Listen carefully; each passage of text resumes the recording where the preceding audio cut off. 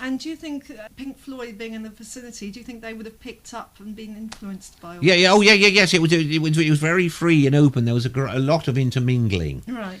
You know, I mean, it was a sort of staggering experience in my life, in that I'd hitherto considered things as being sort of very rigidly kept in separate categories. Yeah. Oh, for instance, Ron Geesin, whom you may have heard of.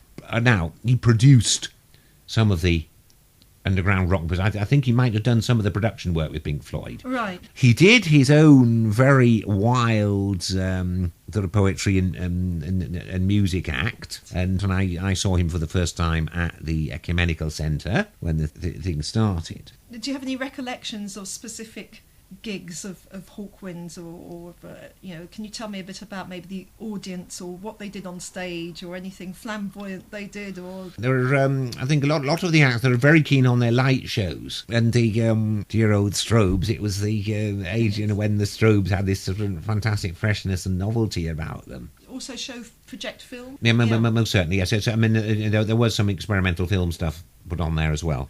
And was there poetry there as well? Yeah, oh yes. No, they had a very varied programme, and they included lots of live poets, Christopher Logan, Mike Horowitz and Pete Brown, of course, Libby Houston, Alan Jackson. Right. Yeah, lots of them. Acoustic-wise, Keith Christmas.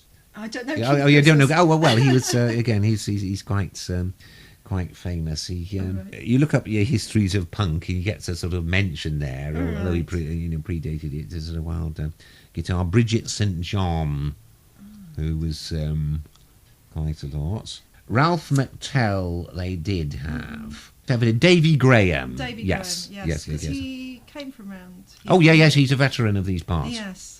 And so Hawkwind and various other people. Yeah. Can I ask you specifically about certain bands that Yeah. So, yeah. The first time, do you remember at all the first time you saw Pink Floyd? I found it difficult to distinguish them in my memory. Yes. From the other bands, in that they're comparables. Yeah. As far as I recall, were equally imaginative. In doing this sort of marvelous display and spectacle. Yes. When you say spectacle, do you mean the visual spectacle? Yeah. So their light show and their. Yes. I mean, it's. And did they? Presumably there were quite a few experimental bands with sort of jamming on stage. So it's maybe hard for you to remember which one was which. Yes. Because I felt that they were. They were sort of such kindred spirits. Yeah. And I don't know if it was sort of true assessment. One felt that they could have. There have been sort of very free interchange. Yes. Now, I may be right, may be wrong there. Anything else you can remember about the music or the bands or any incidents with the audience or? Sorry. No. There was one sort of desperate soul who, came and had his sort of jab of heroin, and then this sort of wild dance on one of the tables. Oh my God. And that sort of shook people up a bit. Was there much drug taking? Or? Yes, I think there was. They managed to sort of somehow keep it discreet. Or maybe they took acid or something before arriving. Yeah, well, there was certainly plenty of acid around at the time.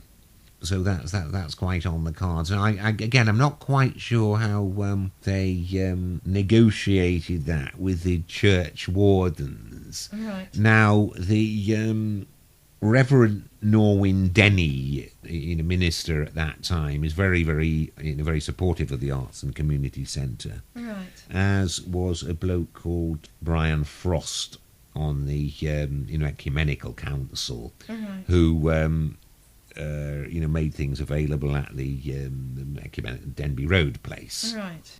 They, shall we say, negotiated carefully.